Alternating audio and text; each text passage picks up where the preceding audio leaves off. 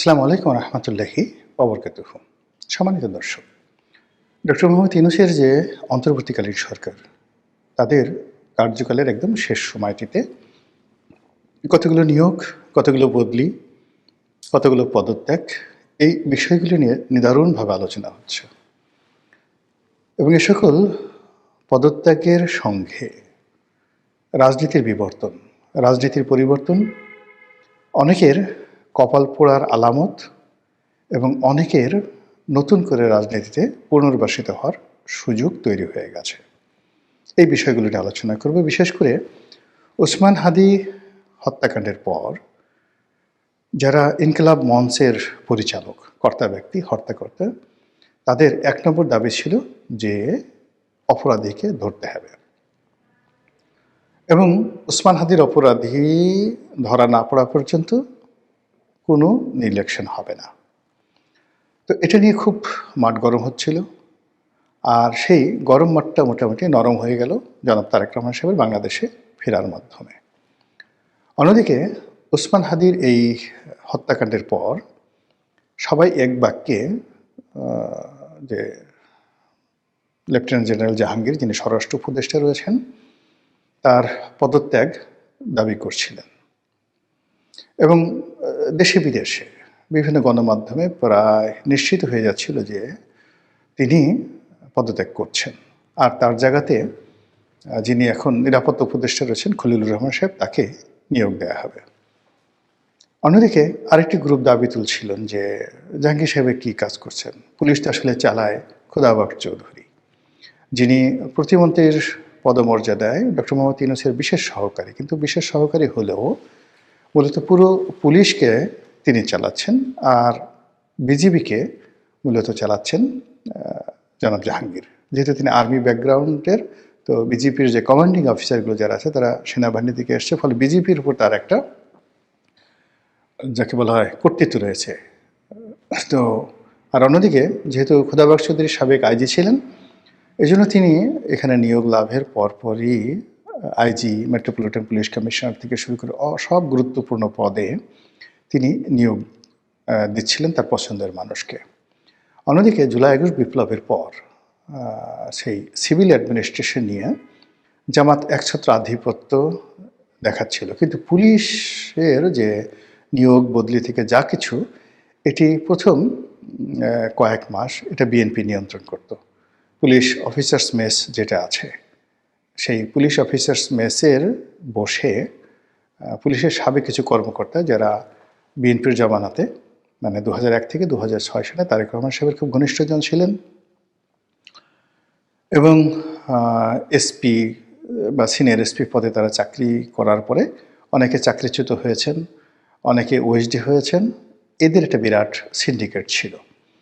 তো সেই সিন্ডিকেটটি মূলত পুলিশ থেকে আওয়ামী লীগের যারা লোকজন তাদেরকে তালিকা ধরে ধরে তাদেরকে আউট করা আর বিভিন্ন জায়গাতে, খালি জায়গাতে নিজেদের দলীয় লোক বসানোর যে কাজটি ওই দিন 1 মাসের মধ্যে চমৎকারভাবে করেছিল। তো এর ফলে কি হলো, জামাতের মধ্যে নিদারুণ একটা নেতিবাচক প্রতিক্রিয়া দেখা দিল। অন্যদিকে পুলিশের মধ্যেও কিন্তু একটা নেতিবাচক প্রতিক্রিয়া দেখা দিল এবং পুলিশ কোনো অবস্থাতেই অ্যাক্ট করছিল না। প্রথম 2-3 মাসে একেবারেই অ্যাক্ট করছিল না। ঠিক সেই সময়টাতে যখন হঠাৎ করে প্রথম আর একটা ঘটনা ঘটলো যে ওই সময়টাতে স্বরাষ্ট্র উপদেষ্টা ছিলেন ব্রিগেডিয়ার জেনারেল সাখাওয়াত। তো তার একটি বক্তব্যের কারণে তাকে সরিয়ে দেওয়া হলো এবং সেখানে লেফটেন্যান্ট জেনারেল জাহাঙ্গীর সাহেব যখন এলেন, তিনি একেবারে সহজ সরল সাধারণ ভাষায় কথাবার্তা বললেন, যেটি স্বরাষ্ট্র মন্ত্রণালয়ের মতো এরকম একটি সেক্সি মিনিস্ট্রি, মানে আকর্ষণীয় মিনিস্ট্রিতে এরকম লোকজন অনেকেই পছন্দ করে না। সেখানে চায় যে এখানে খুব চৌকস কেউ একটা হবেন। এখন সাবেক স্বরাষ্ট্রমন্ত্রী ছিলেন, ওইরকম না। এখানে আসলে সবাই চিন্তা ভাবনা করেন যে না, যিনি স্বরাষ্ট্র যাকে বলা হয় উপদেষ্টা হবেন বা স্বরাষ্ট্রমন্ত্রী হবেন, তারা খুবই স্মার্ট হবেন, দেখতে শুনতে সুন্দর হবেন, অনেকটা আমাদের যে সাবেক আইজি নূর মোহাম্মদ সাহেব তার মতো হবেন এরকম। বা সেনাবাহিনী থেকে যদি কোনো কর্মকর্তা আসেন, সাবেক যারা আছেন খুবই স্মার্ট কিছু জেনারেল আছেন, যেমন ইকবাল করিম ভূঁইয়া। এখন ইকবাল করিম ভূঁইয়ার মতো লোককে যদি স্বরাষ্ট্র উপদেষ্টা বানানো হতো, মনে করতে যে না, সবাই মনে করতে যে না, আমরা একেবারে একটা চৌকস লোক পেয়েছি। এরকম মানে যেহেতু একটা সেক্সি মিনিস্ট্রি, তো সেখানে যদি সাহারা খাতুনের মতো লোকজন আসে, অন্য লোকজন আসে, এরকম লোকজন পছন্দ করে না। তো সেদিক থেকে মানুষের মনে একটা ক্ষোভ ছিল এবং লোকজন পছন্দ করছিল না। সাখাওয়াত সাহেবকে কিন্তু লোকজন মেনে নিয়েছিল, because he is dam smart. তো যার জন্য স্বরাষ্ট্র উপদেষ্টার রূপে তার যে সিলেকশনটা ছিল পারফেক্ট। তা নিয়ে চলে যাওয়ার পর যখন তিনি আসলেন, তখন আরেক দফা মানুষ হতাশ হয়ে পড়লো। অর্থাৎ জাহাঙ্গীর সাহেব যখন এলেন, লেফটেন্যান্ট জেনারেল জাহাঙ্গীর এলেন, তো উনি বললেন যে এটা ওই আগের মতো এরকম লেভেন্ডিস টাইপের লোকজন আসছে। তো লোকজন তার কমান্ড শুনতে চাইল না। এমনকি তার কথা মতো একটা ওসি ট্রান্সফার হবে, এরকম ঘটনা কিন্তু ঘটেনি। তো এখানে যে সিন্ডিকেট আছে, সেই সিন্ডিকেটটাই কিন্তু এই কাজগুলো করে যাচ্ছিল এবং জাহাঙ্গীর সাহেবকে পেয়ে তারা দ্বিধারণ খুশি।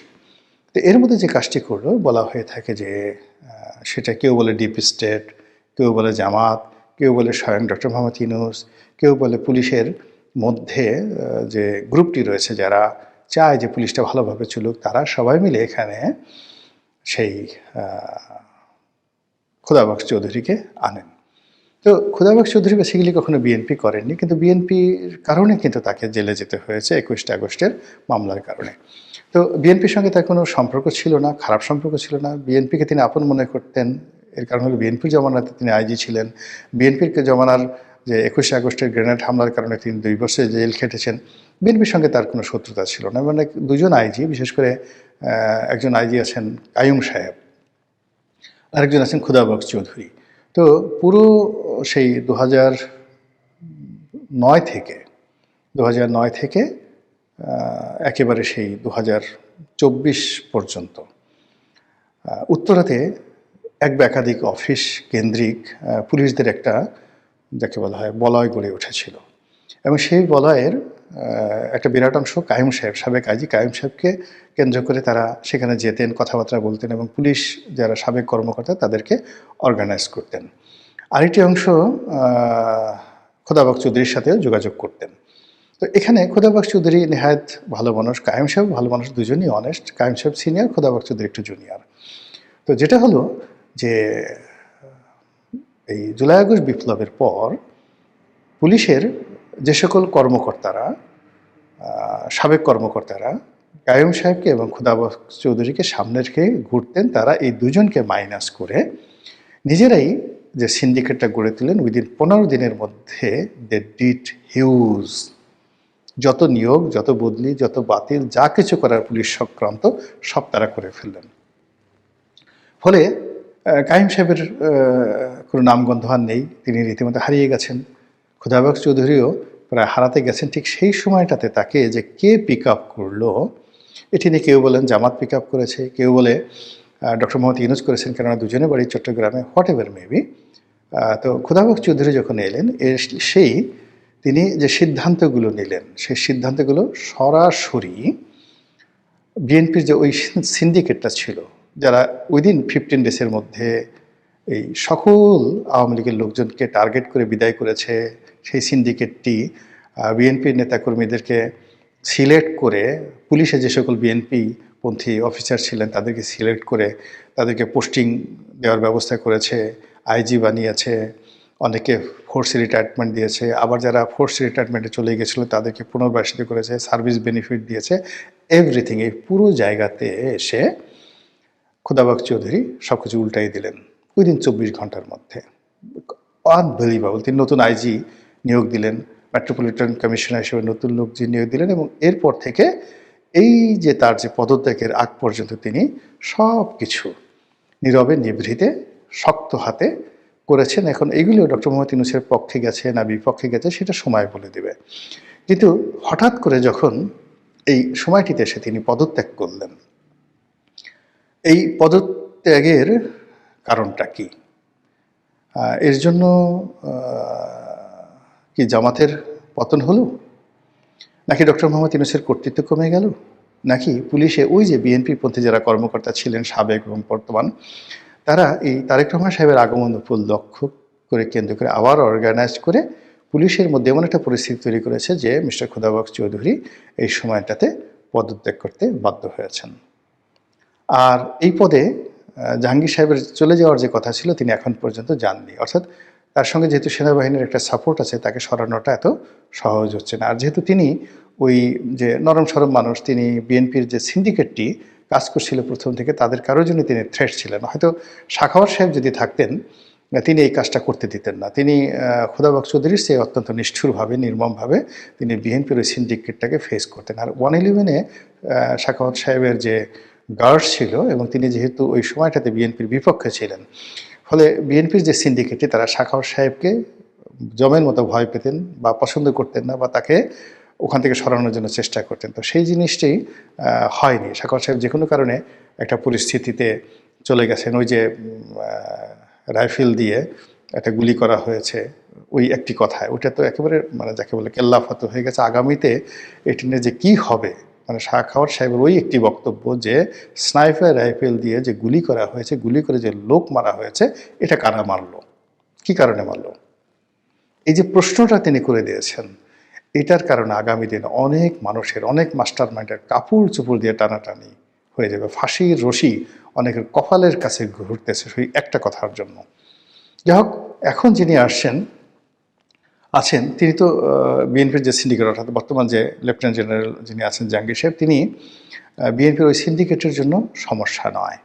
তবে হ্যাঁ, যদি তাকে আবার বাদ দিয়ে খলিলুর রহমান সাহেবকে আনা হয়, তো সেক্ষেত্রে আবার নতুন একটা মেরুকরণ তৈরি হবে। এই হলো স্বরাষ্ট্র মন্ত্রণালয় নিয়ে মোটামুটি একটা ব্যাখ্যা। এর বাইরে যাকে বলা হয় ছাত্রদের যে দুজন প্রতিনিধি ছিল, মাহফুজ এবং আসিফ মাহমুদ সজীব ভুঁইয়া, তারা যে মন্ত্রণালয় থেকে পদত্যাগ করেছেন এবং এখন নির্বাচন করার জন্য, রাজনীতি করার জন্য যে উৎসাহ উদ্দীপনা ছিল সেটি তাদের জন্য বুমেরাং হয়েছে, সরকারের জন্য বুমেরাং হয়েছে।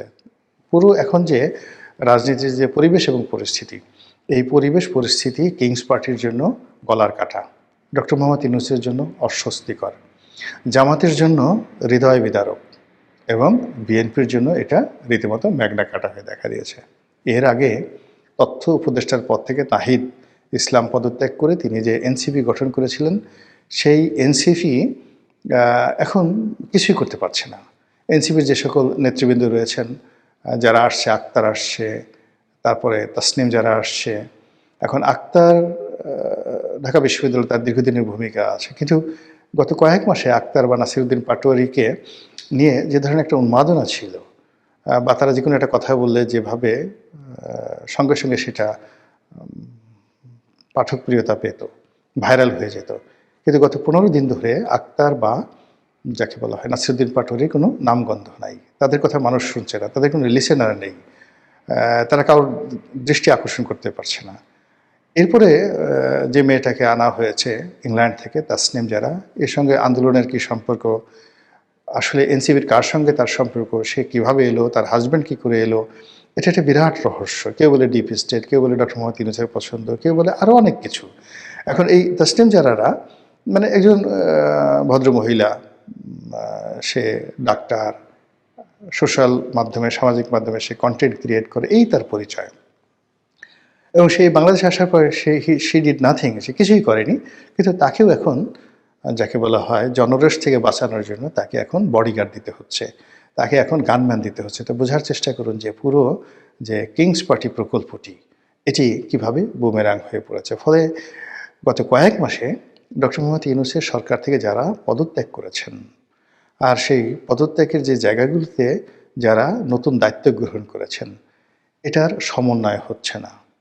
পদত্যাগগুলো ডক্টর মোহাম্মদ ইউনূসের সরকারের জন্য বুমেরাং হয়ে পড়েছে, কিংস পার্টির জন্য বুমেরাং হয়ে পড়েছে এবং রাজনীতির জন্য বুমেরাং হয়ে পড়েছে। আর যারা ওখানে নতুন নিয়োগ লাভ করেছেন, এখন পর্যন্ত তারা সরকারের জন্য একটা মানে যাকে বলে কাজু বাদামের ব্যবস্থাও করতে পারেনি।